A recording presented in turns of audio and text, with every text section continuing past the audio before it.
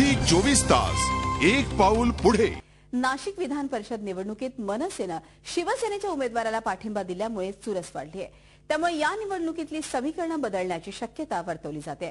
राष्ट्रवादी काँग्रेसचे जयंत जाधव आणि शिवसेनेचे शिवाजी सहाणे यांच्यात लढत होत आहे। याविषयी अतिशय महत्त्वाची ब्रेकिंग न्यूज आहे, ती म्हणजे नाशिक विधान परिषद निवडणुकीत मनसेने शिवसेनेच्या उमेदवाराला पाठिंबा दिल्यामुळे चुरस वाढली आहे। त्यामुळे या निवडणुकीतली समीकरणं बदलण्याची शक्यता वर्तवली जाते।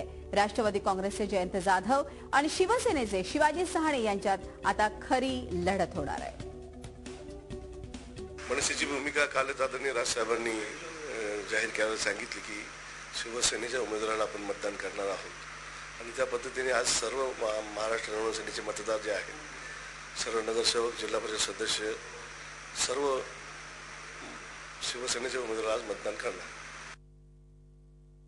आपण बघतोय की ज्याप्रमाणे पालिकेच्या निवडणुकीच्या वेळेस वेगळी समीकरणं होती, मात्र आता परिषदेच्या निवडणुकीच्या वेळेस वेगळी समीकरणं दिसत आहेत।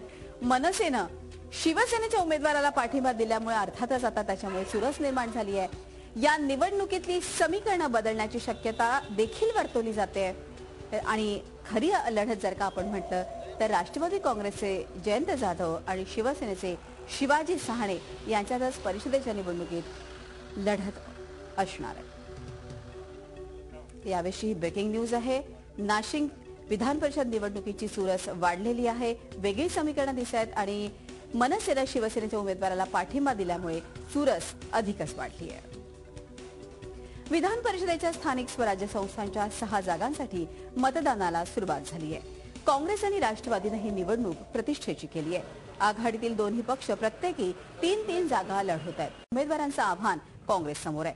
नाशिकमध्ये राष्ट्रवादीचे जयंत जाधव यांच्या विरोधात शिवसेनेने शिवाजी सहाणे यांना उमेदवारी दिली आहे। काँग्रेसच्या सुरेंद्र चव्हाण यांनी गेलेली बंडखोरी मागे घेतली असली तरी काँग्रेस मनपापासून अगदी मनापासून राष्ट्रवादीला मदत करेल याबाबत शंकाच आहे। अमरावतीत काँग्रेसच्या बबलू देशमुख या अधिकृत उमेदवाराविरोधात काँग्रेसच्याच पदाधिकाऱ्यांचं बंड केलंय। झी 24 तास एक पाऊल पुढे।